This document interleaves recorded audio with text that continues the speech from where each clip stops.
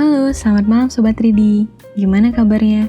Semoga baik-baik aja ya dan tetap jaga kesehatan karena kita masih dalam keadaan pandemi. Dan sama-sama berdoa yuk supaya pandemi ini cepat berakhir sebelum awal tahun depan. Amin. Oh ya, siapa nih yang penasaran dengan kelanjutan kisah antara Lutfi dan Niki? Pas banget nih, malam ini Duduk dan Dengar akan menemani malam kamu dengan cerpen Dear Lutfi bagian 2. Yuk simak ceritanya. Ambil posisi nyaman kamu dan rehat sejenak bersama Duduk dan Dengar.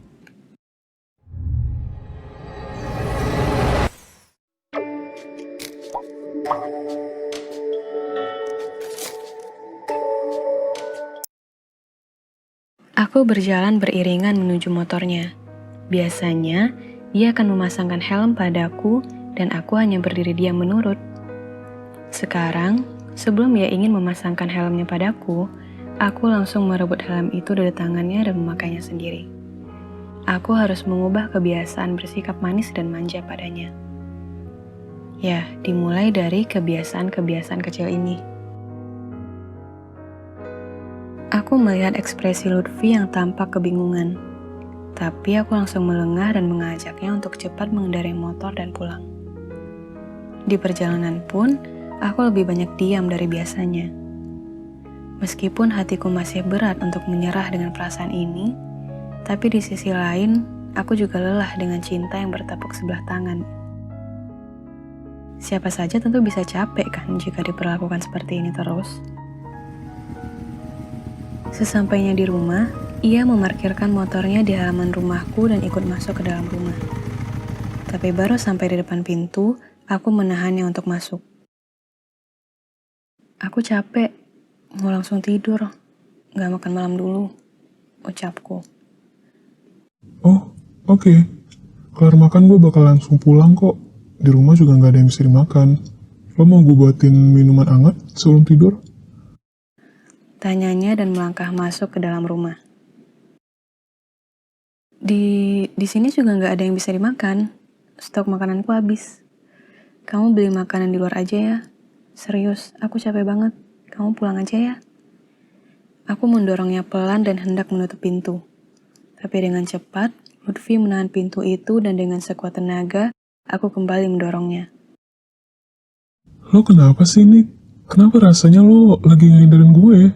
Gue salah apa sih? Masalah makanan tadi siang? Gue minta maaf deh. Iya, gue ngaku salah. Lain kali gue bakal traktir lo. Janji.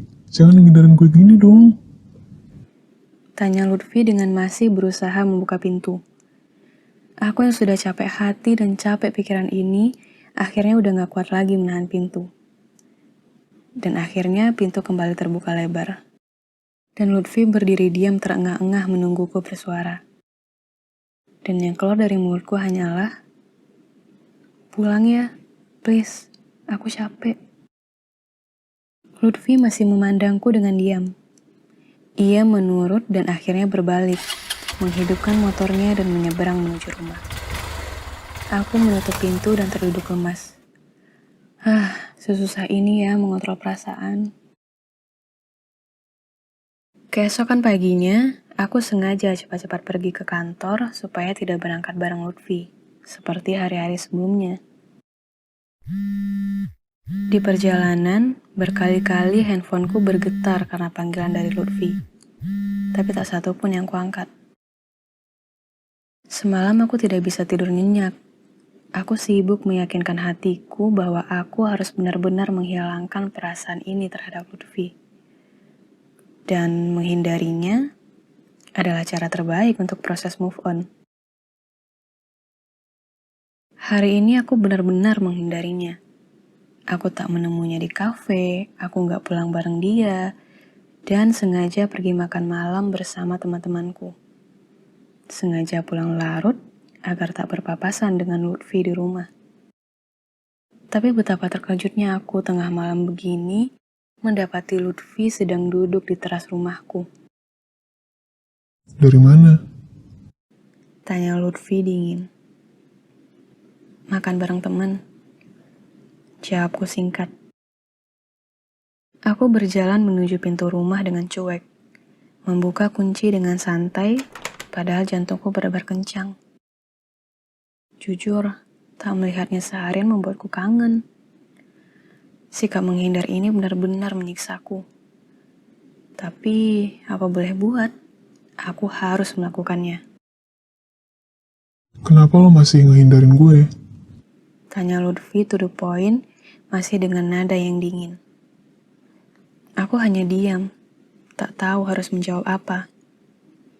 Dia kembali membuka suaranya. Katanya lo suka sama gue. Apa itu cuma bercanda? Sejak kapan dia peduli dengan pernyataanku itu? Aku menarik nafas panjang dan mengubah posisiku berdiri tegap di hadapannya. Sejak kapan kamu peduli sama perasaanku? Bukankah kita ini cuma teman? Harusnya teman memang hanya sebatas teman, kan? Gak boleh melewati batas. Dan menurutku, pulang pergi kerja bareng, makan bareng, kemana-mana bareng, itu adalah hal yang harusnya dilakukan oleh orang yang pacaran. Dan kita seharusnya gak melakukan itu. Dan cuman membuat orang-orang salah paham. Karena aku baru menyadari hal itu, makanya aku menghindarimu. Katamu, aku gak boleh melewati batas. Ya ini yang sedang kulakukan. Membatasi diri sebagai teman.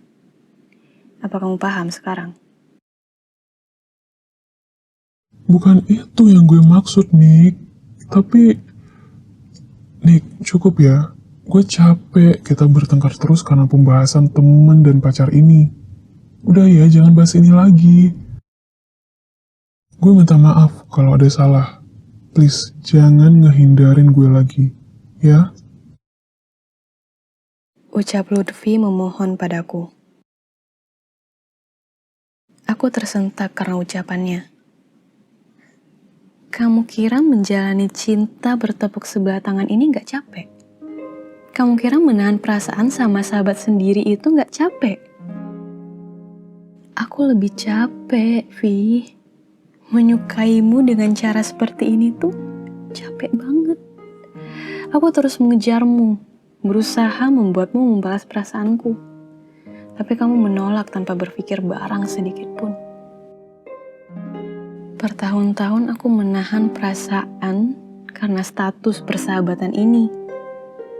Apa ada yang lebih capek dari ini? Oleh sebab itu aku mau berhenti, Vi. Berhenti menyukai kamu. Berhenti mengharapkan kamu. Air mataku mulai mengalir. Aku menahan isapku. Tak mau mendominasi suasana yang tiba-tiba jadi hening dan kaku ini. Aku diam. Lutfi ikut diam. Dia duduk dan mengusap-ngusap kepalanya frustasi. Tak lama kemudian, ia berdiri, menatapku dengan tampang yang sangat sedih. Ia mengangguk pelan dan kemudian berkata, Oke. Gue terima keputusan lo. Mungkin lo butuh waktu untuk nenangin diri. Hubungin gue jika ada apa-apa. Maafin gue selama ini udah buat lo susah dan tersiksa. Dia berbalik dan berjalan menuju rumahnya dengan gontai. Dia selalu begitu. Selalu mengalah, selalu menyelesaikan masalah dengan pergi. Tapi kali ini rasanya begitu berbeda. Aduh, sebenarnya siapa sih di sini yang jahat? Aku sebenarnya nggak sampai hati bila harus melihat keadaan dia yang seperti itu. Tapi, sudahlah. Keesokan harinya, aku benar-benar merasa sepi tanpa Lutfi. Tak ada yang menunggu di depan pintu setiap pagi, tak ada yang menjemput saat pulang kerja, tak ada cemilan sore, tak ada makan malam bareng. Benar-benar membosankan. Tapi gak apa-apa, baru juga 1 hari. Aku harus semangat menetralisirkan perasaan ini. Ya, semangat Niki. Genap sebulan aku tak berhubungan dengan Lutfi. aku tak pernah sekalipun menghubunginya. Begitupun dia. Tak adakah niatnya untuk menghubungiku barang sekali saja? Apa dia benar-benar tahan jauh dariku seperti ini? Hari ini akhir pekan. Biasanya pagi hari dia akan menggedor rumahku mengajak untuk jogging. Dan sekarang, aku bangun jam 12 siang pun tak ada yang peduli. Aku membuka jendela kamar dan menatap rumah Lutfi. Rasanya sudah lama sekali aku tidak berkunjung ke rumahnya. Siang ini dia lagi apa ya? Apa dia udah sarapan? Dia makan apa ya siang ini? Aduh, sulit sekali ya move on ini. Aku merasa takdir memang sangat mendukungku dan Lutfi untuk berpisah. Sudah hampir 6 bulan aku benar-benar tidak pernah dipertemukan dengan Lutfi. Aku tidak pernah mendapati chat masuk dari Lutfi. Tak pernah lagi mengunjunginya di kafe. Tak pernah melihatnya ada di teras rumah. Dan berpapasan di jalan pun enggak. Entah ini kejadian yang harus disyukuri atau tidak. Perlahan, aku mulai terbiasa tanpanya. Malam ini, aku pulang cukup larut karena harus lembur. Aku menoleh sebentar ke arah rumah Lutfi. Rumahnya gelap, seperti tidak ada orang. Apa Lutfi masih di luar ya? Sudahlah, dia bukan urusanku lagi. Aku dengan santai memasuki rumah dan mengistirahatkan diri. Aku merebahkan tubuh di kasur, membuka galeri dan melihat foto-fotoku bersama Lutfi. Kurasa kisah cinta pertamaku yang menyedihkan ini sudah akan tamat sebentar lagi. Senang bisa berkenalan denganmu, Lutfi. Kini waktunya aku harus maju ke depan, menyibukkan diri dengan mencari cinta yang lain. Terima kasih, Lutfi, sudah menemaniku selama ini dan melakukan banyak hal yang menyenangkan. Meskipun kita harus berpisah dengan cara yang tidak mengenakan seperti ini. Aku tersenyum dengan air mata yang mengalir begitu saja. Baru saja akan mematikan HP, tapi tiba-tiba HP-ku berbunyi tanda pesan masuk. Aku di depan, bisa keluar sebentar. Satu pesan dari Lutfi. Hei, apa-apaan ini? Aku baru saja sedang benar-benar merelakanmu. Kenapa tiba-tiba kembali muncul? Ya, akhirnya Niki berhasil lambat laun bisa move on dari Lutfi.